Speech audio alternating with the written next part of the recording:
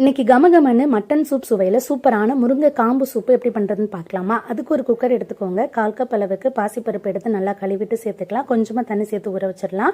நான் இன்னைக்கு ஒரு கட்டு முருங்கைக்கீரை எடுத்து உருவிட்டு அந்த தண்டை நல்லா கழுவிட்டு இந்த மாதிரி கட் பண்ணிவிட்டு இது எல்லாத்தையுமே இப்போ அந்த பருப்பு கூட சேர்த்து இது மூழ்கிற அளவுக்கு தண்ணி ஊற்றிட்டு உப்பு மஞ்சத்தூள் போட்டு குக்கர் மூடி வச்சுட்டு ஒரு 5-6 விசில் வேக வச்சு எடுத்துக்கலாம். இப்போ ப்ரெஷர் எல்லாம் போனதும் இதை ஓப்பன் பண்ணோம் அப்படின்னா நமக்கு சூப் ரெடி ஆகிடுச்சு.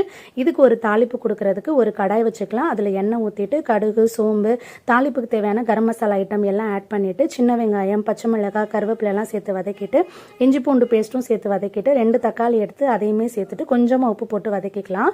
இது வதங்குற அந்த கேப்பில் 1 ஸ்பூன் சீரகம், சோம்பு, 1 ஸ்பூன் மிளகு சேர்த்து நல்லா பவுடர் பண்ணி எடுத்துக்கலாம். இப்போ தக்காளி நல்லா வதங்கினதும் ஏற்கனவே வேக வச்சிருக்க சூப்பு சேர்த்து நல்லா மிக்ஸ் கொடுத்துட்டு அந்த பவுடரையுமே சேர்த்து மிக்ஸ் கொடுத்து மூடி வச்சு இறக்குனதும் கடைசியாக கொத்தமல்லி தூவி இறக்கணும்னா சூப்பராக ரெடி ஆயிடுச்சு. சின்ன குழந்தைங்களுக்கு கொடுக்கும்போது வடிகட்டிட்டு கொடுங்க, அந்த காம்பெல்லாம் இல்லாமல்.